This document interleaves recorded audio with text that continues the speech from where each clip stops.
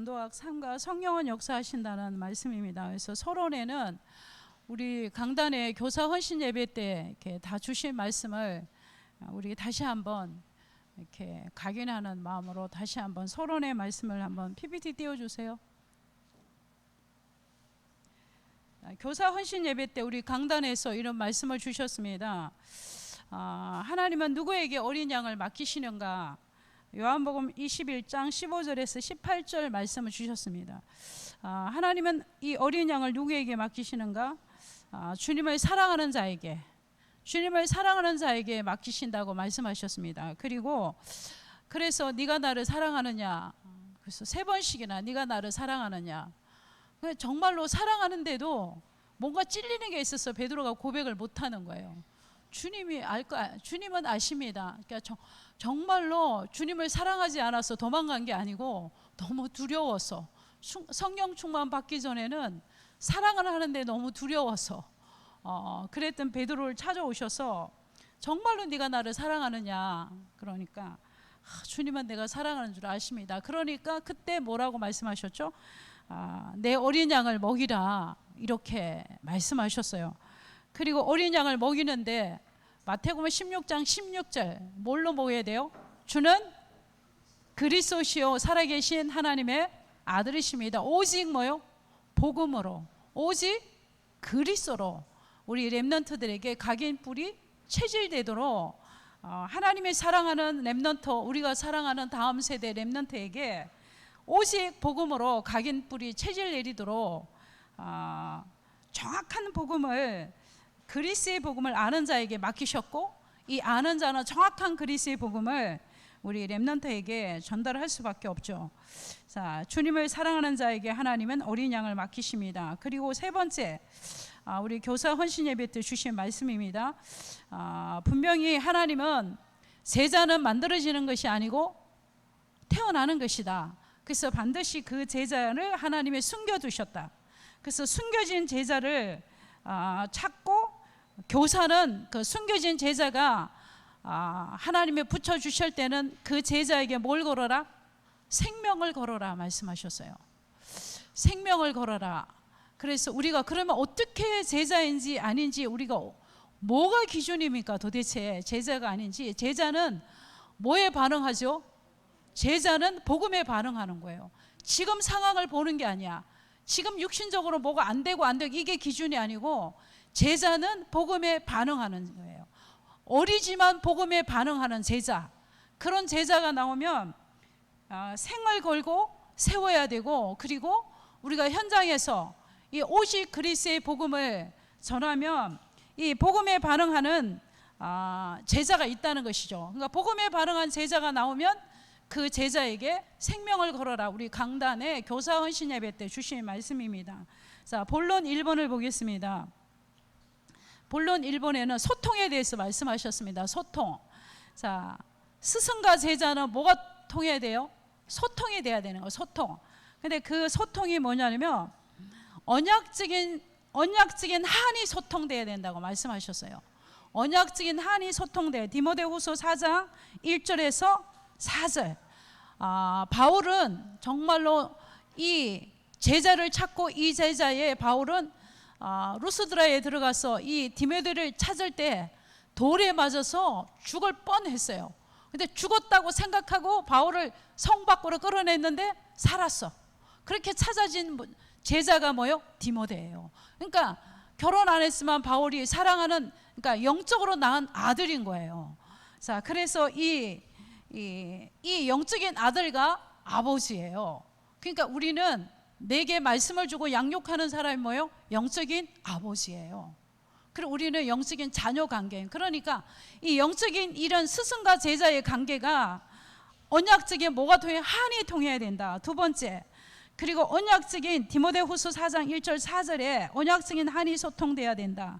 자, 그리고 2번째는 언약적인 피가 소통돼야 된다. 디모데후서 2장 1절에 말씀하셨는데, 그리고 3번째는 당연히 뭐가 소통돼야 되죠? 메시지가 소통이 돼야 된다. 천없이 우리가 소통이 잘 돼도 메시지가 소통 안 되면 안 되잖아요. 그러니까 제자는 뭐가 통할 수밖에 없어요? 언약적인 한이 통할 수밖에 없어요. 제자는 언약적인 피가 통할 수밖에 없고, 제자는 메시지가 소통될 수밖에 없습니다. 제자는 디모데후서 3장 14절에 17절에 보면 너는 배우고 확신하는 일에 거하라 이렇게 말씀하셨죠. 그래서 그리고 네 번째는 제자는 뭐가 통해야 되냐면, 제자의 소통의 네 번째는 전도 사명이 소통이 된다 이렇게 말씀을 주셨어요. 전도 사명이. 그래서 우리의 기도 제목이잖아요. 하나님 나에게 하나님 언약적인 한이 소통되는 제자를 만나게 하시고, 이런 제자를 붙여주시고, 그리고 언약적인 피가 소통되는 제자를 만나게 하시고, 메시지가 소통되는 제자를 만나게 하시고, 그리고 전도의 사명이 소통되는 이런 제자를 붙여주옵소서. 우리가 이것이 기도 제목이잖아요. 우리 렘넌트 가운데 이러한 제자가, 복음에 반응하는 이런 제자에게 내가 생명을 걸고 제자화 시켜서 정말 다음 세대, 차세대 선교사로 파송하기까지 내가 내 영적인 아들로서, 내 영적인 딸이 되어서 내가 이 아이를 놓고 내 인생을 올인하게 하옵소서. 이게 우리의 뭐요? 교사 헌신 예배 때 주신 말씀이 우리의 뭐요? 기도 제목인 거예요. 자, 그래서 디모데후서 4장 2절에 우리에게 말씀을 주셨어요. 때를 얻든지 못 얻든지, 디모데에게서는 때를 얻든지 못 얻든지 뭘 전해라? 복음 전도자로 살아라는 말씀이죠. 그러니까 전도 사명이 소통되는 제자. 그래서 우리가 리더 수련회, 곧 다가오는 리더 수련회 성경학교, 렘넌트 우리 타운, 우리 아산 임마누엘 공동체 타운을 위하여서 우리가 집중으로 우리가 기도하라고 이렇게 말씀을 주셨어요.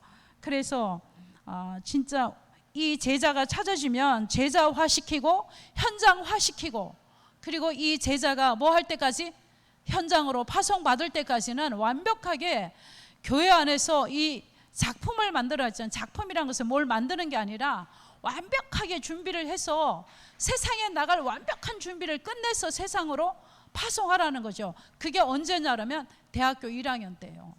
고3까지는 완벽하게 준비를 해갖고 대학교 1학년 때는 뭘로 파송해야 된다? 현장 선교사로 파송해야 된다. 진짜 이 렘넌트 사역하는 어느 교회에 이 코스를 그대로 하고 있어요. 딱 대학교 되면 파송식을 해요.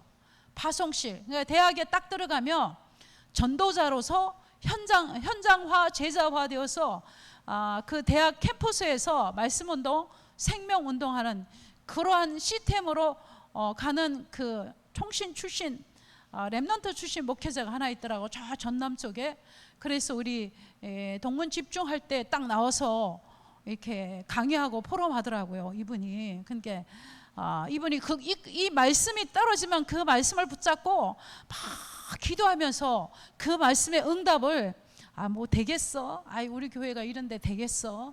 사람도 없는데 되겠어? 뭐 교회 개척한 지 얼마 안 되는데 되겠어? 근데 그걸 버리고 말씀은 반드시 성취주니까 되니까 그 말씀을 붙잡고 현장을 막, 중고 현장 막 이 렘넌트 현장을 파고 들어간 거예요. 그래갖고 그 아이들하고 토요일 날 되면 축구하고, 토요일 날 되면 이 아이들하고 파티하고 막 이렇게 뒹굴면서, 그러니까 렘넌트가 또박 살아나고 이게 붙기 시작하잖아요. 그러니까 이 시스템을 쫙 깔았다는 게 본부에서 나오는 말씀, 강단의 말씀 그대로 이렇게 제자화 시켜서, 훈련시켜서 제자화 시켜서 대학교 되면 파송식을 한다는 거예요. 자, 그래서 우리도 올해는 이 리더 수련회 성경학교 렘넌트 대회를 집중으로 우리가 기도해서 정말로 영적으로 이 말씀을 가지고 어떻게 하면 이 아이들에게 풀어서 쉽게 각인시키고 제자화시키고 현장화시켜서 이 아이들의 영적인 이 풍성한 이 메시지를 이 받는 축제가 될 수 있도록, 그래서 우리가 새벽마다 기도하고 우리가 기도하는 것입니다. 이번 우리 교사 수련회 우리 하나님이 우리에게 주신 말씀입니다. 자, 우리 본론 우리 2번 한번 보겠습니다. 성경에는 성령의 역사를 실제 누림과 체험에 대해서 말하고 있습니다. 그래서 렘넌트 전도학 상가에는 성령의 역사, 근데 우리가 무엇을 하더라도 성령의 역사하지 않으면 아무것도 할 수 없잖아요. 저 237 서밋스쿨에 가서 이렇게 렘넌트에게 복음 전해도 어느 날은요 진짜 메시지가 힘이 들어. 그리고 어느 날은 애들이 집중을 안 해. 집중을 안 하고 막 나도 힘들거든. 그런 날이 있어요. 근데 어느 날은 또 제가 생각해도 야, 성령의 역사를 하네. 야, 진짜 이 아이들이 초롱초롱해서 말씀을 듣고 제가 전하는 저도. 그래서 항상 우리는 뭘 해도 성령의 역사해야만 되는 거예요. 그래서 자, 1번에 보면 창세기 41장 38절에 보면 하나님의 영에 감동된 사람 요셉이 나오는데요. 늘 하루에 한 번씩 듣는 요셉. 근데 저는 이 말씀을 묵상하면서 보디발이 요셉을 보고 야, 너 어쩜 이렇게 성실하냐? 야, 너는 어쩜 이렇게 외모가 준수하냐? 그러니까 보디발 아내가 외모가 너무 준수하다고 칭찬했거든요. 그러니까 요셉이 굉장히 외모가 준수했다는 얘기예요. 그러니까 보디발 장관 아내가 봐도 너무 훤칠하고 잘생긴 청년인 거예요. 정말로. 그러니까 준수해. 그러니까 야, 보디발이 야, 너 외모가 너무 준수하다. 야, 그리고 너는 어쩜 이렇게 성실하냐? 도대체 너는 노예로 하기 너무 아깝다. 근데 도대체 너는 어떻게 하다 노예가 되니? 이 말 하지 않았어요. 근데 보디발이 불신자가 요셉에게 한 얘기예요. 바로 하나님의 영에 감동된 자를 보리오, 이렇게 말했단 말이에요. 야, 너는 이 육신적인 걸 말하지 않고 하나님의 영에 감동된 자라고 불신자가 말했단 말이에요. 그러니까 불신자가 봐도 뭔가가 있단 말이에요. 뭔가가 있어. 이게 뭔가가, 제가 하나님을, 히브리 민족 하나님을 믿는다고 그랬는데 진짜 쟤는 하나님이 함께하는 것 같아요. 그렇지 않고는 이렇게 우리 집이 이렇게 형통할 수가 없어. 이렇게 이게 되어지는 역사가 없었어, 지금까지. 근데 얘가 들어오고 나서부터 아니 밭에 무엇까지도 복을 줬다 그러니까 범사가 형통한 거예요. 범사가 형통한 거예요. 범사가. 그러니까 너무나 그래서 요셉이 보디발이 요셉에게 하나님의 영에 감동된 자를 내가 어찌 보리오 고백했잖아요. 성령의 역사예요. 하나님의 함께하는 역사, 성령의 역사. 날마다 하나님의 함께하는 누리는 요셉의 렘넌트. 두 번째, 성령의 역사 두 번째입니다. 에스겔서 37장 1절에 10절, 우리 다 아는 말씀이잖아요. 에스겔 선지자가 환상을 봤는데 에스겔 골짜기에 마른 뼈들이 가득했단 말이에요. 마른 뼈들이. 근데 하나님의 말씀을 대언하니까 마른 뼈들이 여기저기서 맞아서 큰 군대를 이뤘다고 말씀하셨어요. 이 말은 곧 뭐냐면 성령의 역사예요. 아무 소망이 없고 아무 희망이 없고 아무것도 안 되는 것 같아도 성령의 역사하면 되는 거예요. 우리 인생에는 불가능이 절대로 없어요. 사단은 우리에게 끊임없이 가져다 주는 게 있어요. 안 될 거야. 될 수 있겠어. 그러니까 의사의 말은요, 들어야 돼요. 그러나 참고만 해야 돼요. 진짜 그 의사를 붙들고 있는 자는 하나님이셔요. 우리 인생에 살고 죽는 건 하나님의 주권 속에 있어요. 우리를 고치고 안 고치는 것도 하나님의 주권 속에 있어요. 근데 우리가 하나님의 절대 주권이 일가의 하나님의 절대 주권인데 하나님의 절대 주권이 믿어지지 않을 만큼 당황스러운 일을 당하기도 해요. 하나님의 절대 주권을 도저히 인정할 수 없는 난감한 일을 만나기도 해요. 절대 하나님의 주권을 인정할 수 없는 진짜 어마어마한 일을 당하기도 해서 내 생애에, 우리 인생에. 그때는 우리가 기다려줘야 돼요. 분명히 성령의 역사하시며 하나님의 절대 주권을 인정하는 타임이 와요. 그때는 우리가 기다려주면 하나님은 구원받은 자 속에, 고린도서 3장 16절 누가 임재하고 계시죠? 하나님의 성령이 우리 안에 임재하고 계셔서 안타까운 마음으로, 정말로 간절한 마음으로 보좌의 오른편에 계신 예수님에게 중보기도하고 계신단 말이에요. 그래서 분명히 우리 안에 계신 성령께서 우리가 너무 인정하지 않고 너무 당황스러워하고 너무 그 사실을, 그럴 때는 성령도 뭐 하셔요? 기다려 주셔요. 성령도 기다려 주셔요. 그러면 이 하나님의 절대 주권을 인정하는 시간표가 오는 거예요. 그래서 우리는, 하나님은 에스겔 골짜기에 마른 뼈들도 하나님의 말씀이 대언하니까 큰 군대가 있대요.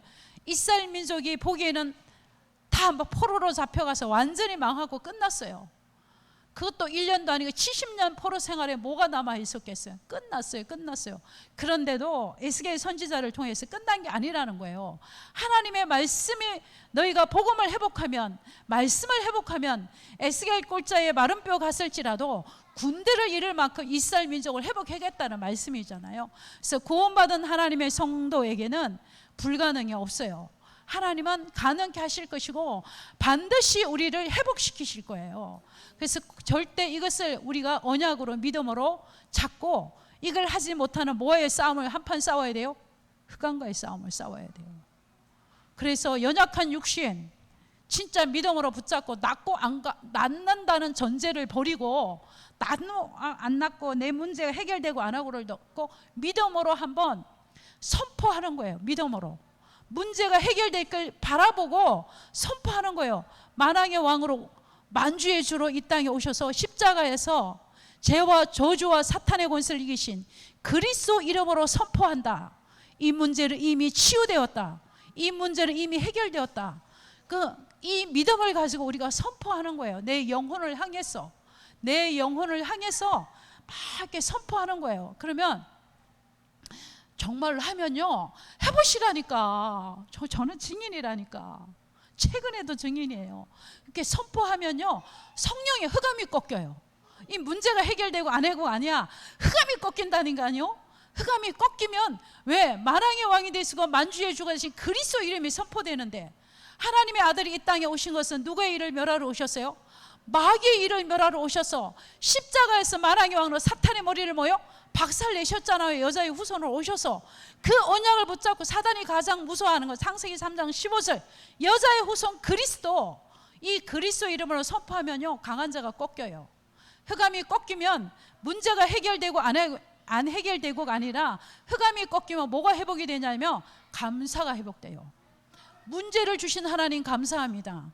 사건을 주신 하나님 감사합니다. 당연히 올 게 왔습니다. 이거는 절대적으로 나에게 필요했던가 봅니다. 분명히 하나님의 필연적인 계획이 있을 줄 믿습니다. 이건 믿음의 고백이에요. 그럴 때 사탄이 벌벌 떠는 거예요. 흑암이 꺾이는 거예요. 자, 그래서 이것도 하나님이 주신 은혜예요. 이것도 사람의 힘으로 안 돼. 하세요 한다고 되는 것도 아니야.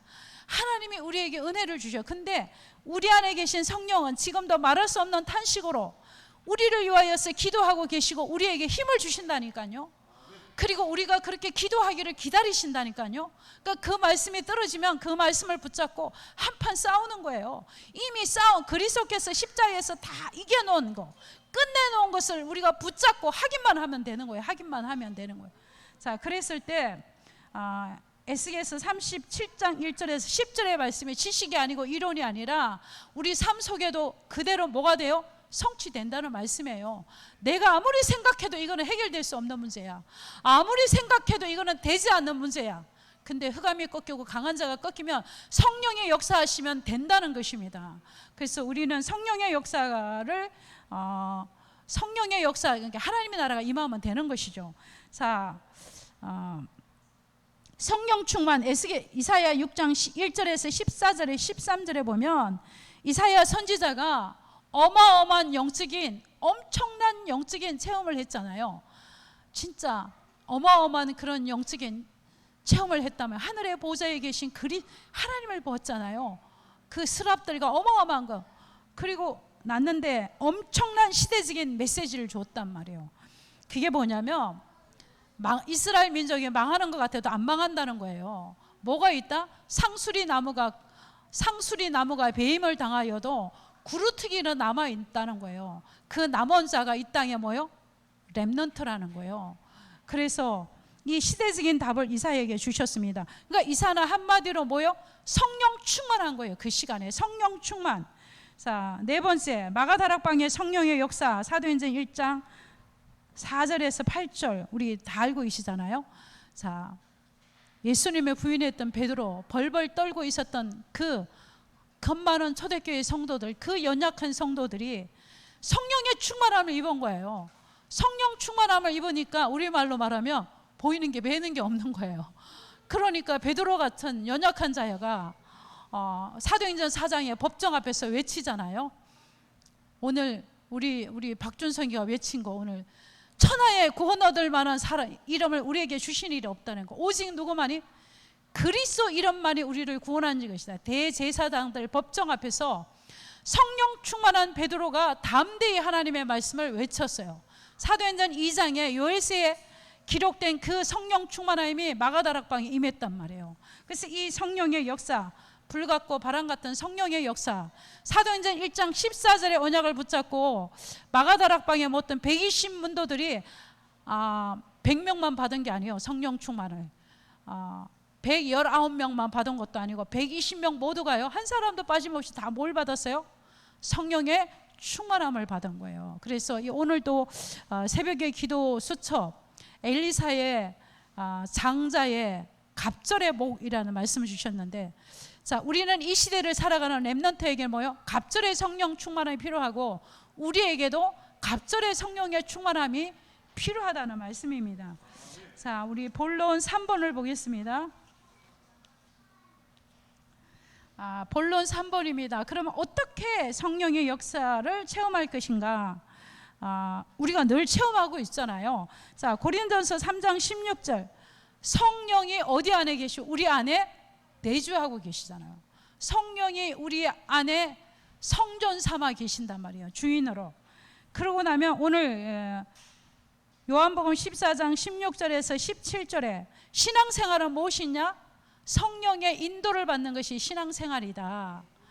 그러면 세 번째, 그러면 우리가 성령이 우리 안에 내주하고 계시고 성령이 우리를 인도하시고 사도행전 1장 8절에 성령의 우리에게 충만하게 역사하니까 우리가 능력 있는 사람이 되어서 예수가 그리스도 되심을 예루살렘과 유다와 사마리아와 땅끝까지 이르러 내가 본 예수 그리스도, 내가 만난 예수 그리스도, 내가 체험한 예수 그리스도, 오직 예수 그리스도만 전하는 증인의 삶을 살았던 것입니다. 자, 5번.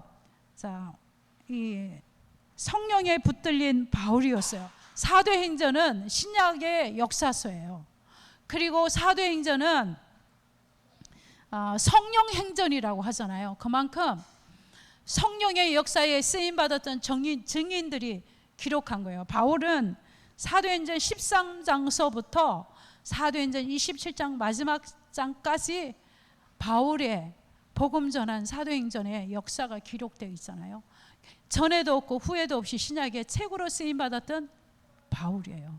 사도행전 9장 다메섹에서 부활하신 주님을 만난 이후에 바울이 가는 걸음걸음마다 진짜 바울은 뭐에 붙들렸어요? 말씀에 붙들렸고 그 말씀은 곧 성삼위 하나님 뭐에 붙들렸어요? 성령에 붙들렸어요. 성령이 이끄시는 대로 가는 거예요. 성령이 이끄시는 대로 가니까 성령이 뭐 할 수밖에 없어요? 역사할 수밖에 없잖아요.